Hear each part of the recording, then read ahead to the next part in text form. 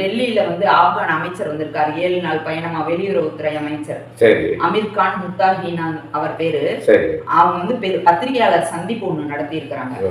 அத பத்தின ஒரு செய்தி, அது எனக்கு ரொம்ப முக்கியமா பேசணும்னு தோணுது. 7 நாள் நிகழ்ச்சிக்கு வந்திருக்காரு. இங்க வந்து மனிதாபிமான உதவி, பாதுகாப்பு துறையில ஒத்துழைப்பு, அந்த மாதிரி வர்த்தகம் அதெல்லாம் பேசுறதுக்கு. அதுல வந்து அது பேசிட்டு 2வது நாள்ல செய்தியாளர் சந்திப்பு ஒண்ணு நடத்தி இருக்காங்க. அதுல வந்து இங்க இருக்கிற இந்திய பெண் பத்திரிகையாளர்களுக்கு தடை விதிச்சிருக்காங்க. வந்த இடத்திலேயே பெண் பத்திரிகையாளர்களுக்கு தடைனா அப்ப அவங்க ஊர்ல எப்படி இருப்பாங்க? இவங்க இந்த பெண்கள் வந்து அங்க இருக்கிற நிலைமைய பத்தி கேட்டு தெரிஞ்சுக்குவாங்க, கேள்வி எழுப்புவாங்க. அதையெல்லாம் தவிர்க்கிறது அவங்கதான் அப்படி இது பண்ணாங்கன்னா நம்ம ஊர்க்காரங்க எப்படி அதுக்கு அனுமதிக்கலாம்? அவங்க ஊர்ல நீ எப்படி வேணாலும் சட்டம் வச்சிருப்பா, இங்க எல்லாம் சமம், ஏன்னா எல்லாருக்கும் சம வாய்ப்பு உண்டு அப்படின்னு இவங்க சொல்லியிருக்கணும்ல. அதையும் சொல்லல.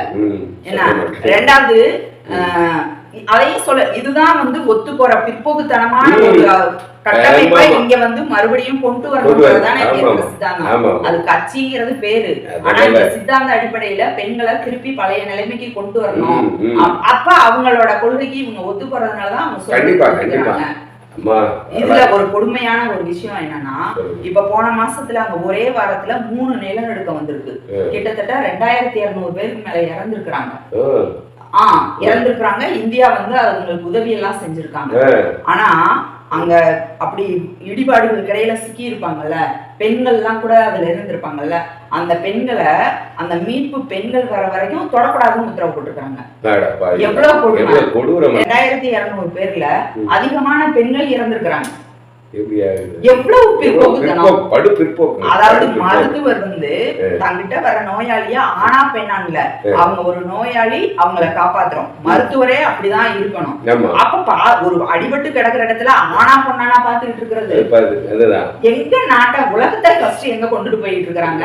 நம்ம ஊர்காரங்க எதை நினைச்சிட்டு இருக்காங்க? ஆப்கான் அவர்கள் அந்த சித்தாந்தமும் ஆளுங்கட்சி இருக்கு இல்லையா, அவருடைய சித்தாந்தமும் ஒத்து போறதுனாலதான் இதெல்லாம் நடக்குது. சமத்துவம் என்பது கூடாது. பெண்கள் ஆணுக்கு கீழதான், அவங்களுக்குன்னு தனியா எதுவும் கிடையாது. குடும்பத்தை பார்த்துக்கிறது, சந்ததிகளை உருவாக்கி வளர்க்கிறது, இது மட்டும்தான் பெண்களோட இது அப்படின்னு கட்டமைக்கிறதுக்கு அவங்க முயற்சி பண்றாங்க. அது ஒத்த கருத்துள்ளதுனால அவங்க சொல்றதுக்கு இவங்க சரின்னு கேக்குறாங்க. இயற்கையின் படைப்புல பெண்களுக்கு தான் அதிக என்ன சொல்றது நினைவாற்றல், சிந்திக்க ஆற்றல், செயல்படுத்த ஆற்றல் இருக்கு. உலக நாடுகள் என்ன சொல்லுதுன்னா இந்த மாதிரி இருக்கிறத பாலின இனவெறின்னு சொல்றாங்க. பாலின இனவெறி கொடுமை. அடிபட்டு கிடக்கிறவங்க தூக்குறதுக்கே பொம்பளை தான் தூக்கணும்னா பேர் என்ன?